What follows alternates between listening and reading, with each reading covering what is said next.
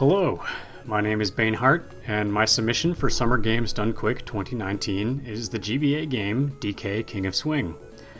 I think this game makes a fantastic speed game, but to my knowledge, it has never been showcased at a GDQ event before, despite the fact that Donkey Kong as a franchise is something of a mainstay. I've come to really enjoy playing it since I decided to learn to speedrun this game, and I hope that if I get the opportunity to perform, others could discover their love for this game too. King of Swing makes an excellent speed game for three reasons, those being it's very short, with the run only taking an average of 22 to 25 minutes and a world record of just over 20 minutes. It's a handheld title, so it's easy to practice wherever and whenever you have a spare moment, although if you can't get it on the GBA, it's also available on the Wii U Virtual Console. And lastly, it's totally skill-based. We don't glitch or skip any content in this any percent category, instead having to play every stage and fight every boss. Anyhow, time is going to begin as I go to hit adventure on my new save file here. Also, I apologize in advance if it's a problem that I have my splits on the screen, which I was referencing, so I would know as I was recording how long I've taken and whether or not I should restart the run. So, okay. Run is going to start in 3, 2, 1, go. The game opens with a cutscene, which we skip immediately into Cranky Kong's tutorial. The story is pretty basic.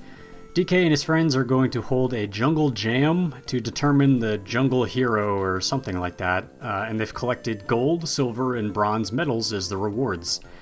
King K. Rool, who's actually in this game, steals all of them, and DK has to go get them back. The controls, which I'm skipping, are the main interesting detail of this game. As you can probably see, Donkey Kong has two very large hands, which we control independently with the L and R buttons, like here. We can grab onto and release things to swing. We can use the D-pad to sort of steer DK's movement, and there are two abilities you can activate using bananas. There's a heal with B, which costs 10 bananas, and 20 bananas with the A button causes DK to ape out, which makes him invincible and move much faster.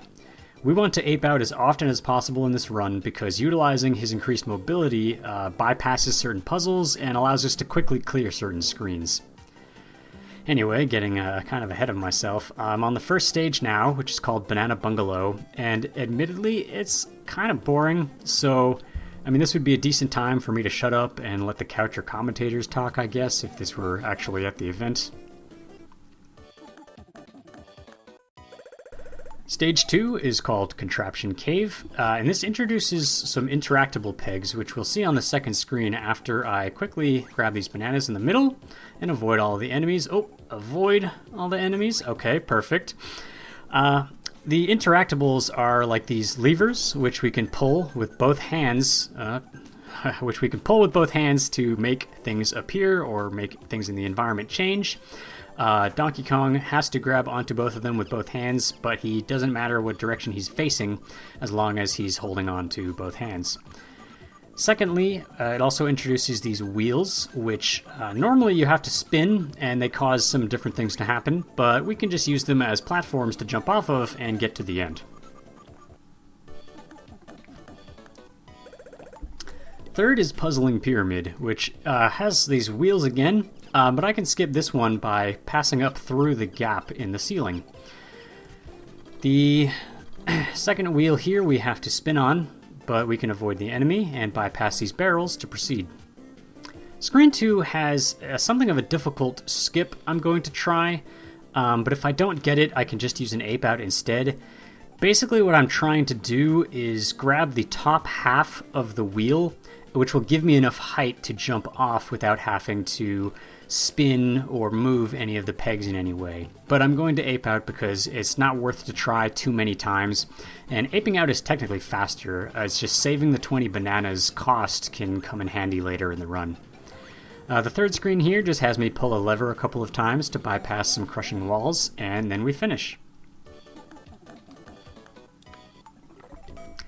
The final stage of Jungle World is called Tropical Treetops, but this stage is again, like Banana Bungalow, a little bit dull. I just have to avoid enemies and climb. It doesn't introduce really any kind of new pegs. Some of them will just spin and move around, which will happen a lot in the run, so it's worth remembering. Also, we see tires, which you can bounce off of, but I don't touch any of them here.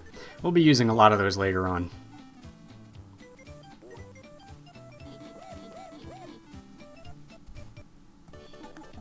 Now, every world ends with a boss fight, and every boss fight has a quick kill strat, except for one of them.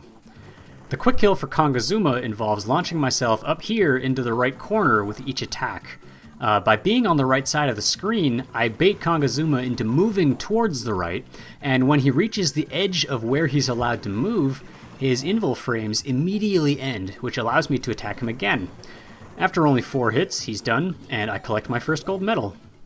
And as a quick heads up, after each of the boss fights, there's going to be this short cutscene that plays where King K. Rool flies across the screen, which would make another good time for maybe like a short donation if there were to be any.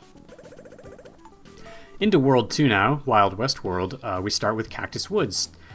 There are a lot more enemies here than in the previous stages. I'm going to try my best to avoid all of them. Taking damage in this run is less than ideal.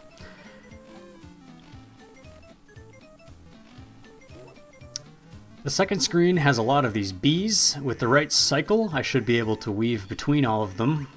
To go short this time. Pass underneath, okay, and we're going to attack the last one to make it to the end. And the third screen has an ape out, which we use both to crash right through these barrels and avoid any damage from these beetles that will be swarming us. But the good news is that you gain 17 bananas just for passing through this portion of the stage, which recoups almost all of the ones we just spent.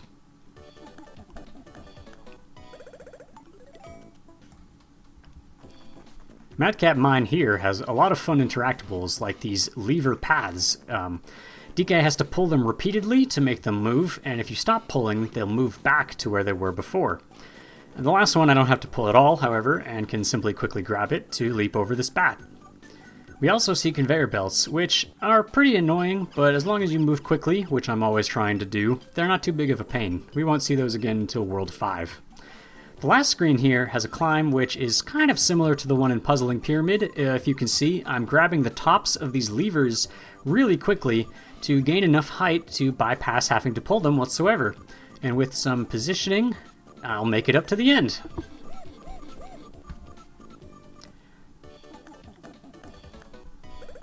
The third stage is infamous among the few people who play this title, as the only stage in the game to have wind physics. The first screen pushes you to the left, the second screen pushes you to the right. I just have to avoid these enemies on the first screen. It's pretty easy altogether, but the second screen has no Kremlings though, so I won't have to dodge them at all.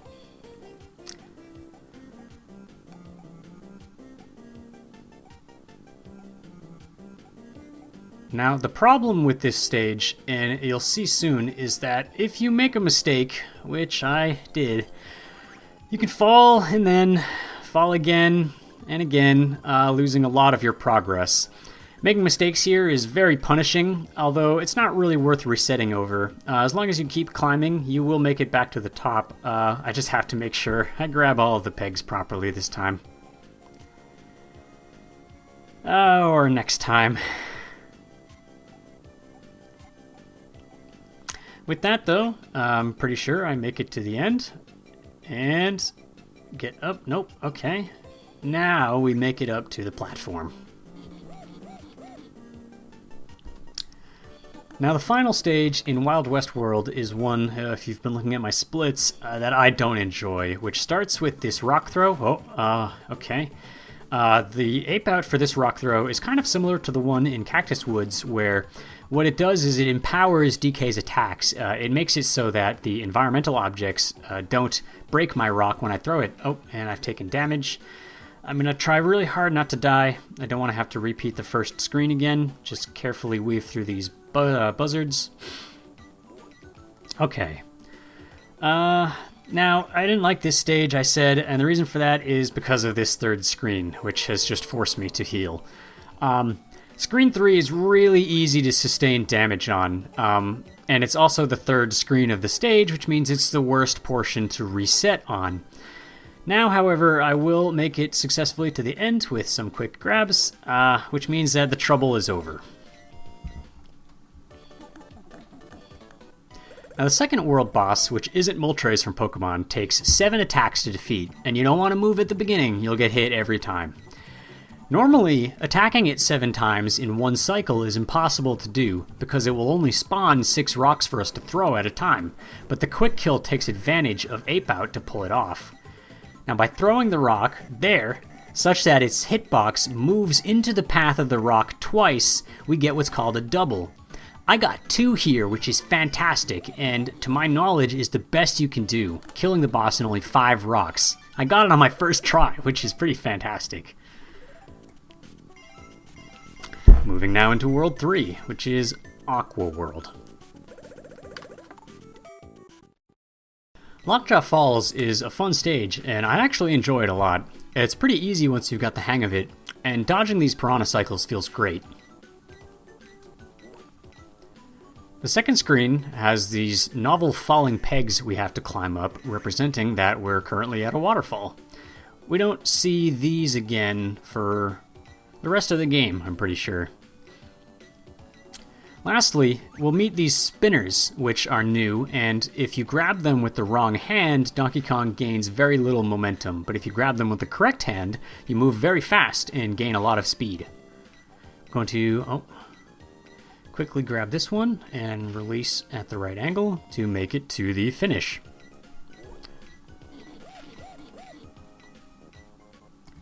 Now, I would really like to heal, but these next 2 stages require that I use an Ape Out, so I'll have to keep an eye on my bananas. I do have 20 for the beginning of this stage right now, which is fantastic. Just swing my way up.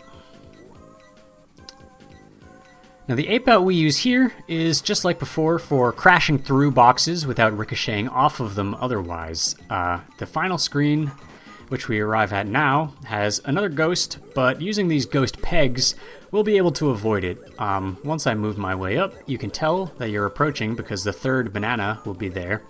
You grab on with both hands, and the ghost turns invisible like Boo's from Mario.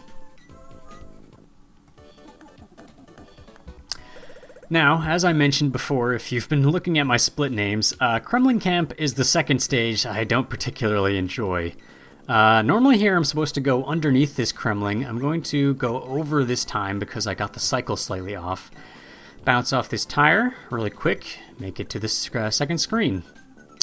I once again, thankfully, have the 20 bananas that I need to do this Ape Out. And the interesting thing about this strat is that no matter how quickly I make it on top of this barrel, the cycle for those spike blocks will always be slow enough that I have to wait.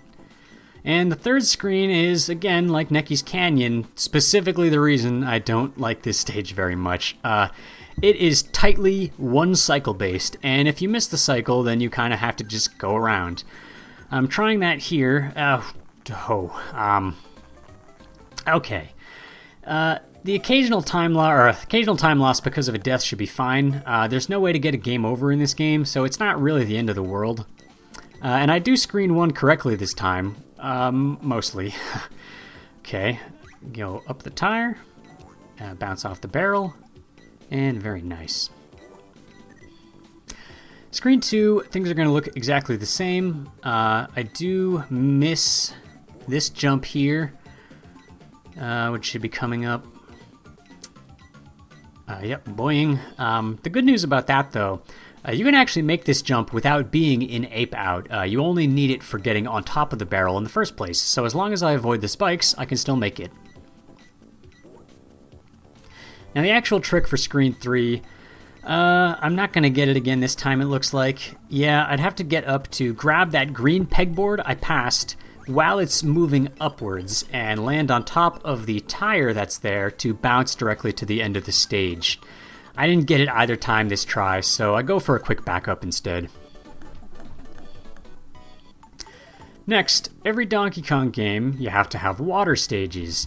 Unfortunately, Donkey Kong can't swim in this game. It's not called King of Swim after all.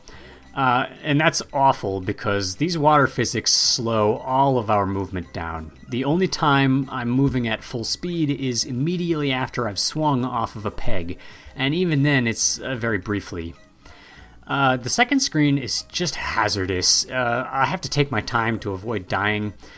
There's really no way to do this screen quickly. Even if I could ape out, which I don't have the bananas for, the time on it, which lasts for 10 seconds, would quickly exhaust, and the water would slow me down anyway. Just quickly avoid these starfish. Very nice.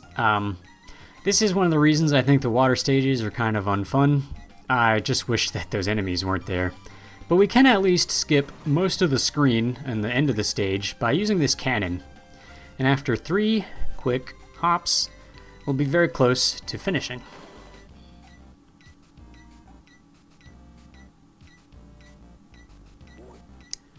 Alrighty.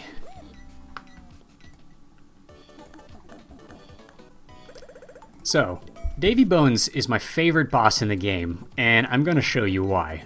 The quick kill is very fast and really fun to pull off.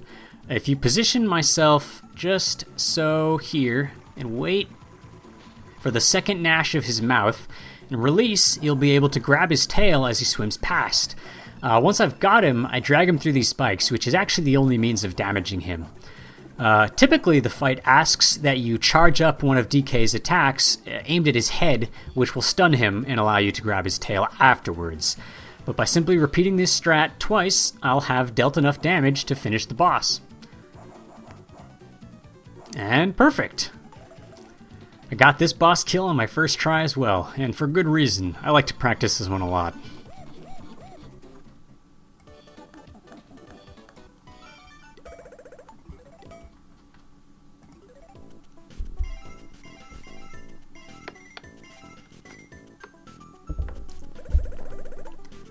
World 4 now begins with Raging Ravine. Ice World doesn't have too many ape-out strats, so this is the first point in the run where it kind of feels relaxing. Like, I can just clear the stages, I don't have to really worry about bananas or how many I have. Shooting through the cannons clears Screen 1 nice and fast.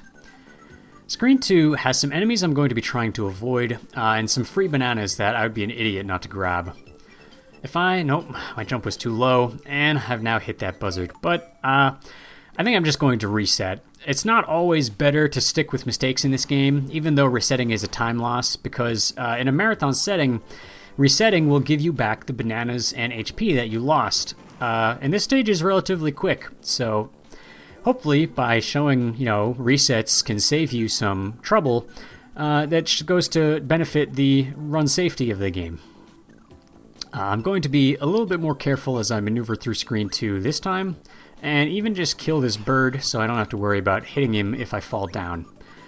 By climbing up the center of these retracting pillars, we can grab our way up to the end. Screen 3 introduces the mechanic that's actually going to be used in the boss fight of Ice World, so try to remember that for later. Just like the rocks in Wild West World, these bombs can be tossed at enemies or objects, and I have to use them to break these barrels. Actually, I landed both of those throws on the first try, which is great.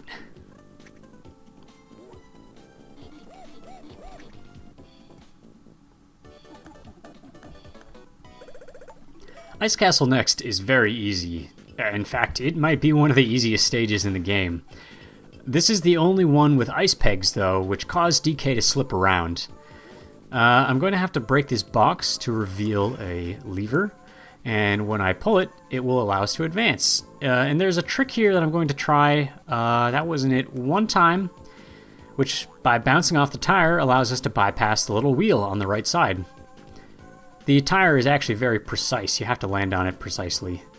And Screen 2 has a lot of enemies, but by following the right path, which I failed to do, I would say I wasn't at risk of taking any damage, but the good news about this particular screen is that I get those 5 bananas every time I restart it.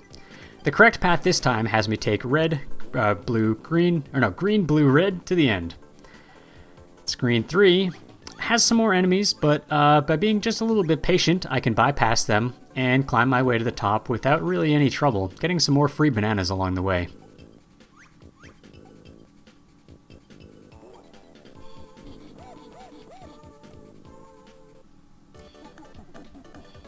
Alright, that first water level was so much fun, I think I want to play another one. Underwater Ruins doesn't have as many enemies as Risky Reef did, so I won't be as in danger of taking damage that same way, but the slow water physics are exactly the same. Here, I'm going to be riding these bubble pegs up, which allow me to, just a second, jump to the end. And as you saw while I was jumping there, the falling is extremely slow when you're in water. Now, Screen 2 is actually the first time we see these crusher walls all the way since Puzzling Pyramid back in World 1. But by pulling the lever the right number of times, it's pretty trivial to get through without any danger. And make my way to the top. So Screen 3 is going to have an ape-out strat that I'm trying, but it's the hardest in the game in my opinion. Every time you ape out, you get 2 attempts. And I actually made it on my first attempt. That's fantastic, because that angle you have to launch DK at is extremely precise. But if you make it, the invincibility allows you to just totally ignore these starfish at the end, which is such a great feeling.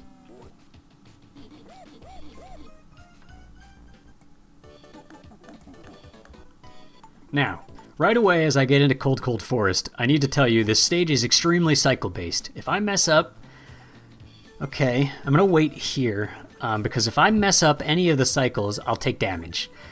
But normally, you could just reset because it's the first screen of the game, or first screen of the stage. The second screen, I just have to avoid these enemies and bounce off these tires and normally not take any damage. But I have so many bananas right now, and I happen to know the banana requirements for this world well enough that I can heal right away. Now this ending screen looks awfully complicated, but as I know the fastest route, it'll be a lot easier than it looks. The only important thing is that I don't touch any of these barrel cannons. All of them are configured to shoot you directly back to the beginning of the screen. It's the worst.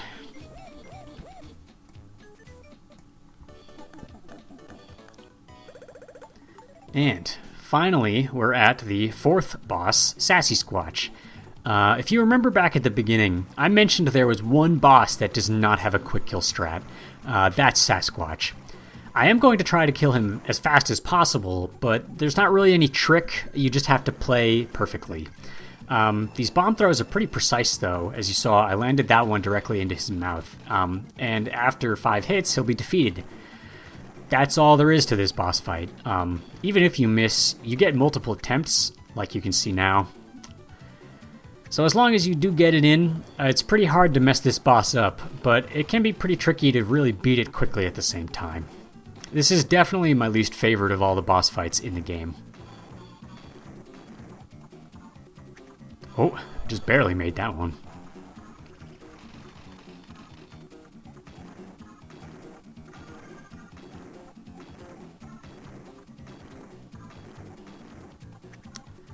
I hope that it's okay that once in a while, you know, there's not really specifically anything new to say.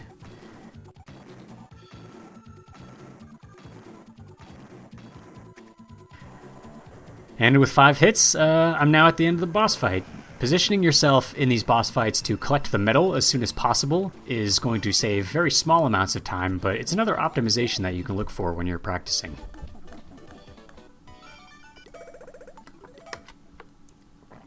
Now, Barrel Booster Highway, or Skyway, sorry, is definitely the easiest stage in the game. In fact, it's really more of a free banana giveaway than a stage at all, which is great because I need 5 ape outs for the entirety of World 5. Now, I don't need all of the bananas for that right after this stage is done, but it will help immensely to build up a stock, which nets me something like 30 bananas per clear.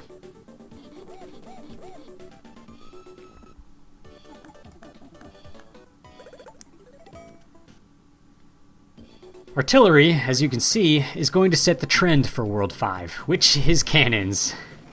Just cannons everywhere. Ape Out's invincibility helps avoid any damage and saves me the trouble of trying to dodge. But if you thought that was all, Screen 2 has its own Ape Out. Taking damage here is practically guaranteed if you don't, and the added bonus is that I can use the momentum to fling myself up and through to the end of the stage.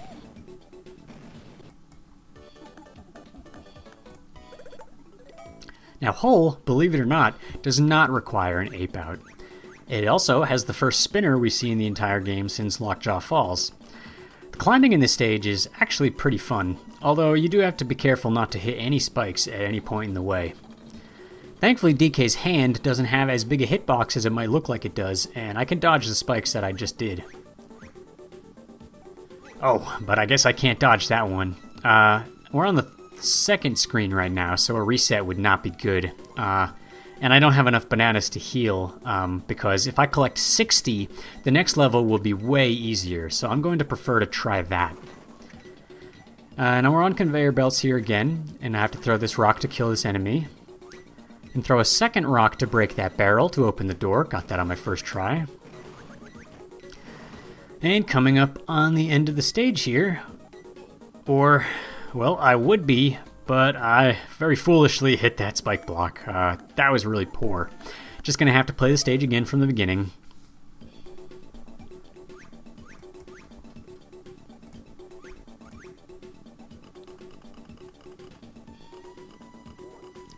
Looking good. Gonna go after the spikes this time. And one good thing, the bright side of the reset, is if I can avoid taking damage this time, then that will be helpful. It won't mean that I'll have to worry about dying in the next stage, too.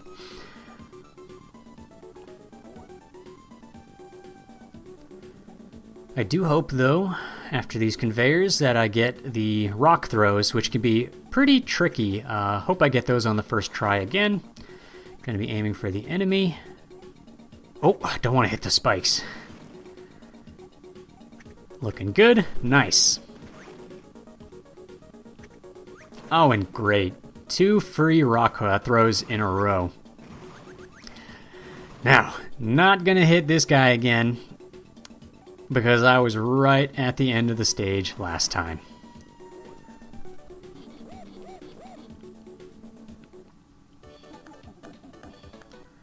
So now I'm at the final stage of the entire game, which is Cruiser Engine. This stage is crazy, but if I make this ape out strat, it will look like a breeze. With that, I don't think I'm gonna get it, but I have 50 bananas left, so I can actually ape out again, which allows me to make up the trick anyway. Normally you'd have to break 8 different barrels and dodge cannon fire the entire time, so that strat saves so much headache. The second screen is kind of a wiggly, crazy climb, and again, I have to, well, try to dodge spikes. I would love to heal. Actually, I have enough bananas to heal, which is good. Unless I take damage again. I wish I could heal again, but I have to have 20 bananas for the end of the game. There's just really no way around it. So, unfortunately, I'll have to try to beat the final boss without taking any damage. As I shoot around these cannons, it's just going to be a quick and careful climb. Those moving blocks can trick you sometimes up to this lever and get to the end.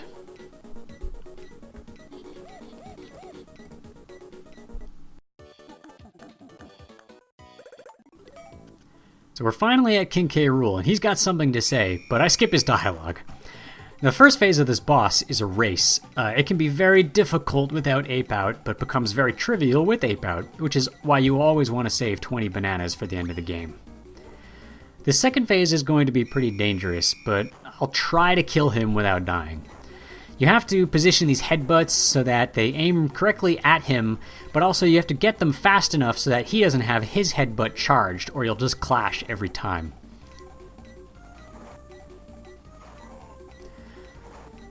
Okay, I want to dodge him sometimes. And try to get the attack in. Oh! Well, unfortunately I died. I can restart, but what that means is that I'm going to have to play the race again.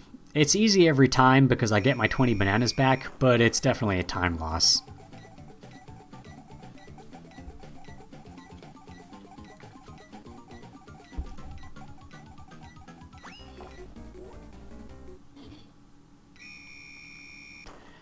There is actually a way to defeat King K. Rool in basically as many attacks as it takes to defeat him. I believe it's 5. It's 5 attacks right in a row. but it's very tricky, and in fact, I made a mistake again, where because of how quickly you want to launch your attacks to beat King K. Rool's charge time, sometimes you release the buttons when DK hasn't even charged his attack, and then you just take a hit right to the face. If I had more HP, this fight could be going a lot better, but I'm going to stick this through to the end.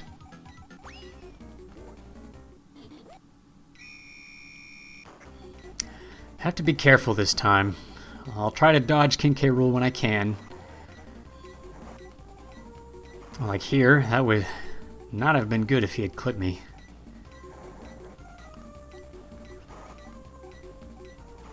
Okay. I'm gonna move out of the way of this one too.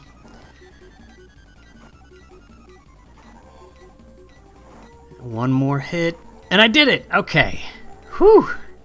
Time is going to be as soon as I'm done collecting the medal at time. Okay. So that's my run. I want to admit right away, this commentary was recorded afterwards. Unfortunately, I had some technical difficulties with the original voice recording I did live. I want to practice my commentary a lot more by streaming after I get my submission in, and get used to just talking while I play in general. My time, 29:15, wasn't the best, but believe it or not, this would actually net me 5th place on the leaderboards, and actually, I should go submit this too and claim my place. I've only been practicing this game for about 2 months. I picked it up right after SGDQ ended, so I expect to get a lot better at playing it as I practice in the months to come. The main reason I wanted to submit this run video specifically is because I think it showcases perfectly how, even when I made some pretty bad mistakes, the run is very safe and would fit into a 30-minute time slot easily. I would love to shave more time off my run so that it doesn't even look close and not make the same silly mistakes again. Either way, I'm thankful for the opportunity to apply to GDQ. I love what you guys do. I've been watching for years, and I'm looking forward to SGDQ either way.